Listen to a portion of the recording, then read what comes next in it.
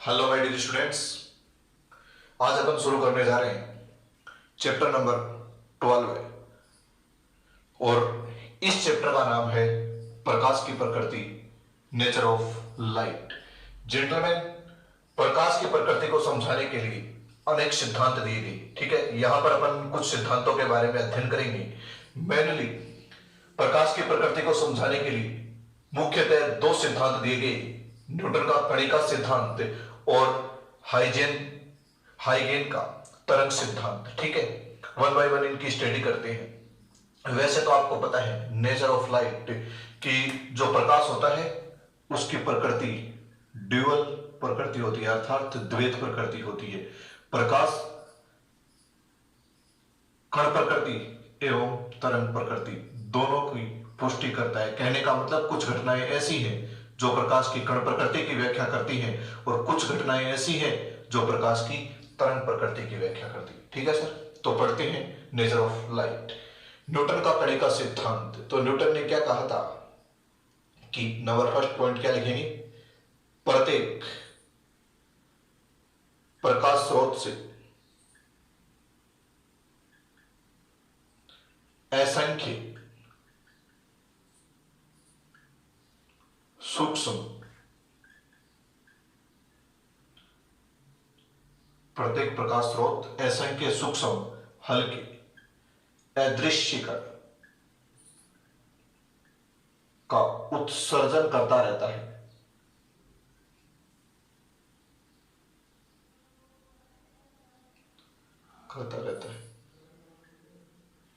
इन कणों को कणिकाएं कहते हैं।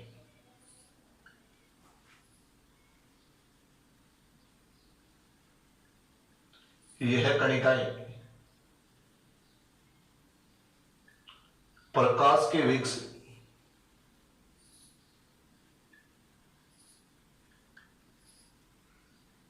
सभी दिशाओं में गमन करती हैं। ठीक है, सिंपल सी बात है कि प्रत्येक प्रकाश स्रोत से क्या निकलते हैं, असंख्य सूक्ष्म अदृश्य कण निकलते हैं और इन कणों को न्यूटन ने क्या कहा था, कणिकाएं कहा था। ठीक है जेंटलमैन, ये जो न्यूटन का कणिका सिद्धांत है ये 1675 ईस्वी के लगभग दिया गया था। ठीक है, देखो नंबर 2 पॉइंट, अलग अलग माध्यम में अर्थात भिन्न भिन्न माध्यम में, अलग अलग माध्यम में कणिकाओं की चाल भी अलग अलग होती है। ठीक है, अलग अलग होती है। देखिए जेंटलमैन, यहां पर न्यूटन ने बताया कि जो डेंसर मीडियम होगा अर्थात जो सघन माध्यम होगा उसमें कणिकाओं की चाल जो होगी वो अधिक होगी और विरल माध्यम में कणिकाओं की चाल क्या होगी, कम होगी। ठीक है जेंटलमैन, ये किसने कहा था, न्यूटन ने। क्या लिखेंगे कि अलग अलग माध्यम में कणिकाओं की चाल अलग अलग होती है। न्यूटन के अनुसार सघन माध्यम में कणिकाओं की चाल अधिक, जबकि विरल माध्यम में कणिकाओं की चाल क्या होती है, कम होती है। नंबर 3, यह कणिकाएं अलग अलग रंगों की भी हो सकती है। तो अपन क्या लिखेंगे, अलग अलग रंगों की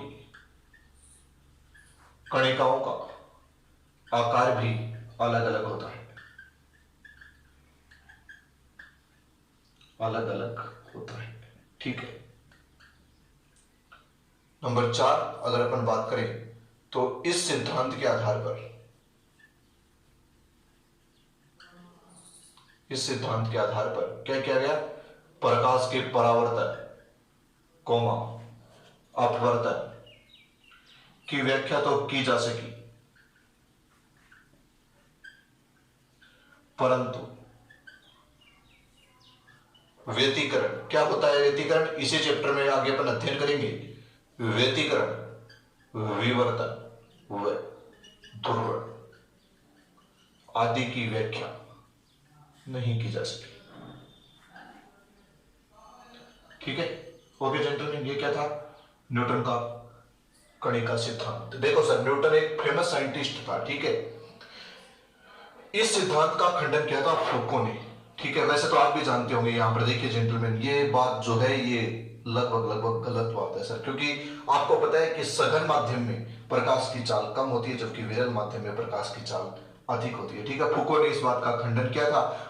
न्यूटन ने ऐसा कहा था कि जो वाटर होता है उसके अंदर प्रकाश की चाल अधिक होगी, किसकी तुलना में? एयर की तुलना में। फिर फूको ने इसका सत्यापन करके बताया था कि एयर में वेलोसिटी अधिक होती है और वाटर में वेलोसिटी क्या होती है? कम होती है। बस अपन को तो इसके अंदर ये 4 पॉइंट आपको याद रखने हैं। क्या लिखना है कि प्रत्येक प्रकाश स्रोत से असंख्य सूक्ष्म हल्के अदृश्य कण निकलते रहते हैं, और इन कणों को क्या कहते हैं सर? कणिकाएं कहते हैं। और यह कणिकाएं प्रकाश के वेग से सभी दिशाओं में गमन करती है। अलग अलग माध्यम में कणिकाओं की चाल अलग अलग होती है। न्यूटन के अनुसार सघन माध्यम में प्रकाश की चाल अधिक और विरल माध्यम में कम होती है। नंबर 3, अलग अलग रंगों की कणिकाओं का आकार भी अलग अलग होता है, और इस सिद्धांत के आधार पर परावर्तन अपवर्तन की व्याख्या तो की जा सकी, परंतु व्यतिकरण, विवर्तन और ध्रुवण की व्याख्या नहीं की जा सकती। ओके जेंटलमैन, ठीक है। डियर स्टूडेंट्स, न्यूटन के कणिका सिद्धांत के बाद प्रकाश की प्रकृति को लेकर हाइगेन का तरंग सिद्धांत दिया गया। ठीक है, ये लगभग 1678 ईस्वी में दिया गया था। देखिए क्या कहा था हाइगेन ने, कि हाइगेन के अनुसार प्रकाश तरंगों के रूप में चलता है, और हाइगेन ने प्रकाश को कौन सी तरंगे बताया कि ये जो है ये अनुदैर्ध्य तरंगों के रूप में चलता है। ठीक है सर, यह तरंगे प्रकाश स्रोत से निकलकर सभी दिशाओं में प्रकाश की चाल से गमन करती है। ठीक है, फिर देखो इन्होंने क्या कहा कि ये जो तरंगे हैं, इन्होंने जो हाइगेन ने कहा कि जो संपूर्ण ब्रह्मांड है इसके अंदर एक काल्पनिक माध्यम है जिसको इन्होंने नाम दिया ईथर। ठीक है सर, कि ये तरंगे ईथर नामक काल्पनिक माध्यम में संचरित होती है तथा यह माध्यम भारहीन है। इसके अलावा भी इन्होंने बोला कि देखो V का फॉर्मूला होता है E/ρ। ठीक है सर, जहां पर E का मतलब है माध्यम की प्रत्यास्थ। ठीक है सर, और ρ का मतलब क्या है? माध्यम का घनत्व, डेंसिटी ऑफ मीडियम। ठीक है, और E का मतलब क्या है? Elasticity of medium. V का मतलब क्या है? Velocity of wave. ठीक है, देखो इन्होंने कहा कि जो ईथर नामक काल्पनिक माध्यम है इसकी प्रत्यास्थता बहुत अधिक है और इसका जो घनत्व है वो बहुत ही कम है। ठीक है, इस सिद्धांत के आधार पर अपन किसकी व्याख्या कर सकते हैं? परावर्तन, अपवर्तन, व्यतिकरण, विवर्तन आदि को समझाया जा सकता है। मतलब जो तरंग प्रकृति के पुष्टि करने वाले जितने भी प्रयोग हैं उनकी व्याख्या की जा सकती है। पर देखो सर, ध्रुवण, इसकी व्याख्या नहीं की जा सकती। देखो ध्रुवण जो होता है वो तरंग की अनुप्रस्थ प्रकृति। ठीक है सर, ध्रुवण जो होता है वो किसकी व्याख्या करता है? अनुप्रस्थ प्रकृति की। ठीक है सर, और इन्होंने क्या मान लिया था कि हाइगेन ने क्या माना था कि प्रकाश कैसी तरंगे है? अनुदैर्ध्य तरंगे है। इसलिए हाइगेन का तरंग सिद्धांत जो पोलराइजेशन है, ध्रुवण है, उसकी व्याख्या नहीं कर सकता। ओके जेंटलमैन, सिंपल सी बात थी कि प्रकाश तरंगों के रूप में गमन करता है। कौन सी तरंगों के रूप में? अनुदैर्ध्य तरंगों के रूप में। ठीक है, और इन्होंने ऐसे ही बस एक कल्पना मात्र की थी कि संपूर्ण वायुमंडल है उसमें कौन सा माध्यम है? ईथर माध्यम है। ठीक है, और ये जो ईथर माध्यम है इसकी प्रत्यास्थता तो क्या है? अधिक, और इसका घनत्व क्या है? कम है। Okay gentleman. Hello dear students, प्रकाश की प्रकृति की व्याख्या करने के लिए जो तीसरा सिद्धांत दिया गया था वो दिया गया था मैक्सवेल का विद्युत चुंबकीय तरंग सिद्धांत। देखो मैक्सवेल ने क्या कहा कि जो प्रकाश है वो विद्युत चुंबकीय तरंग है। ठीक है, विद्युत चुंबकीय तरंग है जो किसके रूप में जो किस में गमन कर सकता है सर? निर्वात में भी गमन कर सकता है। ठीक है, इन्होंने क्या कहा कि प्रकाश जो है विद्युत चुंबकीय तरंग है जो निर्वात में भी गमन कर सकता है। देखो इन्होंने ऐसा कहा कि ई वेक्टर और बी वेक्टर परस्पर तो लंबवत होते ही हैं, मतलब विद्युत क्षेत्र और चुंबकीय क्षेत्र परस्पर लंबवत तो होते ही होते हैं। इसके अलावा ये दोनों तरंग संचरण की दिशा के भी लंबवत होते हैं। सही है सर, क्या लिखूंगा कि ई वेक्टर और बी वेक्टर, विद्युत चुंबकीय तरंगों में ई वेक्टर और बी वेक्टर तो परस्पर परपेंडिकुलर होते ही हैं, अर्थात लंबवत होते हैं। साथ के साथ ये तरंग संचरण की दिशा के भी लंबवत होते हैं। ठीक है सर, मैंने ऐसा मान लिया कि जो तरंग है वो अक्ष के अनुदिश संचरित है। ठीक है, अब देखो मेरे को यहाँ पर बनाना है ई वेक्टर और बी वेक्टर, तो मैं ई वेक्टर को बना रहा हूं वाई अक्ष के अनुदिश। तो देखो ई वेक्टर ये जो डॉटेड लाइन है ये है ई वेक्टर, मैंने ऐसे बना दिया भाई ई वेक्टर, ठीक है सर। ये क्या हो गया, ई वेक्टर, ठीक है। अब देखो ई वेक्टर की दिशा पहले क्या है, पॉजिटिव, फिर क्या होगी नेगेटिव, फिर पॉजिटिव, फिर नेगेटिव। समझ आ गई बात, पॉजिटिव नेगेटिव पॉजिटिव और नेगेटिव। ये किसकी दिशा है, ई वेक्टर की। डॉटेड वाली लाइन की बात कर रहा हूं सर मैं, डॉटेड वाली लाइन, ठीक है। ये रही यहां से, ठीक है, ये डॉटेड, ठीक है, देख लेना एक बार, ठीक है। ये क्या हो गया, ई वेक्टर। अब मेरे को क्या बनाना है, बी वेक्टर। वो इसके क्या होना चाहिए, लंबवत। तो मैं जो जेड एक्सिस है उसके अनुदिश ले लेता हूं बी वेक्टर। तो बी वेक्टर मैंने ले लिया जेड अक्ष के अनुदिश, ठीक है, ऐसे, फिर ये ऐसे, फिर ये ऐसे, और फिर ये ऐसे, ठीक है। अब देखो आपको क्या करना है, वही करना है। पहले प्लस जेड में, तो ये आपने बना दी प्लस जेड, फिर ये क्या हो जाएगी माइनस जेड, फिर ये वापस प्लस जेड, ये क्या हो जाएगी माइनस जेड। अरे सर ये क्या है, इधर आ रही है ना ये तरंगी, मतलब पॉजिटिव डायरेक्शन हो गई जेड एक्सिस की, फिर ये क्या होगी नेगेटिव डायरेक्शन, फिर ये वापस पॉजिटिव, ये वापस क्या है नेगेटिव। मतलब विद्युत क्षेत्र और चुंबकीय क्षेत्र आवर्ती रूप से परिवर्तित भी होते रहते हैं। किसमें सर, विद्युत चुंबकीय तरंगों में। ओके जेंटलमैन, बस अपन को तो इतना ही लिखना था कि मैक्सवेल के अनुसार जो प्रकाश है वो विद्युत चुंबकीय तरंगों के रूप में गमन करता है, ठीक है सर। ओके, और ये जो है इसकी प्रकृति जो है वो कैसी है सर, इन्होंने कहा कि जो प्रकाश है इनकी तरंगों की प्रकृति होती है अनुप्रस्थ, ठीक है। तो अपन ऐसा लिख देंगे कि मैक्सवेल के अनुसार प्रकाश विद्युत चुंबकीय तरंगों के रूप में गमन करता है तथा इसकी प्रकृति अनुप्रस्थ होती है, और यह है निर्वात में भी गमन कर सकता है, ठीक है।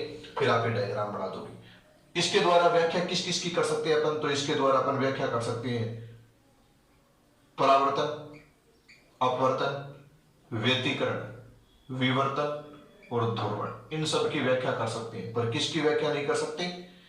अब देखो सर ध्रुवण की व्याख्या हो जाएगी, क्योंकि इन्होंने क्या कहा था कि प्रकाश जो है, प्रकाश तरंगों की प्रकृति कैसी होती है, अनुप्रस्थ होती है, ठीक है। ये विद्युत चुंबकीय तरंगें तथा इनकी प्रकृति अनुप्रस्थ होती है तथा ये निर्वात में भी गमन कर सकती है, ठीक है।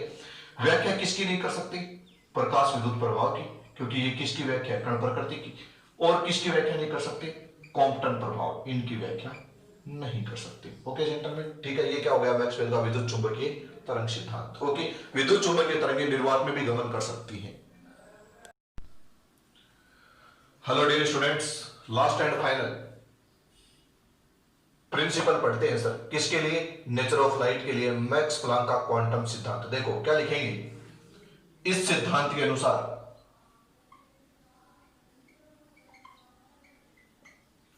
विकिरण ऊर्जा का, विकिरण का मतलब हो गया प्रकाश ऊर्जा, विकिरण ऊर्जा का अवशोषण या उत्सर्जन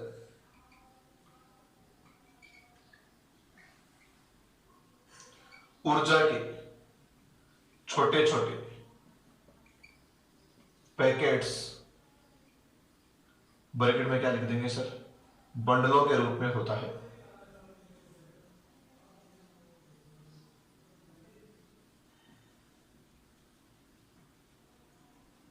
जिन्हें क्वांटा कहते हैं,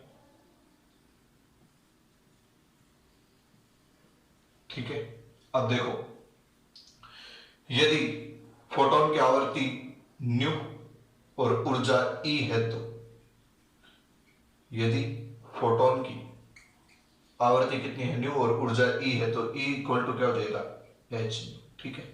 जहां पर एच का मतलब क्या है, प्लांक कांस्टेंट, जिसकी वैल्यू आपको पता है सर कितनी होती है 6.63 इंटू 10⁻³ जूल इंटू सेकेंड, ठीक है।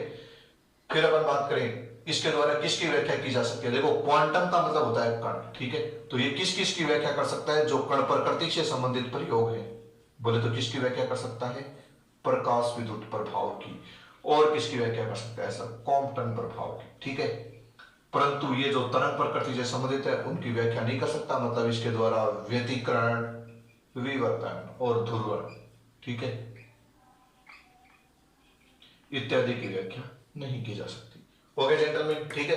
ये तो थी कुछ बेसिक बातें। नेक्स्ट वीडियो में अपन पढ़ेंगे तरंगाग्र, और उस तरंगाग्र के बाद अपन पढ़ेंगे हाइगेन की द्वितीयक तरंगिकाओं का सिद्धांत। वो इंपॉर्टेंट है सर, ये तो कुछ बेसिक सी बातें थी इस चैप्टर के बारे में, मतलब इस चैप्टर का इंट्रोडक्शन था। ओके, तो मिलते हैं ब्रेक के बाद, तब तक के लिए धन्यवाद। थैंक यू दोस्तों।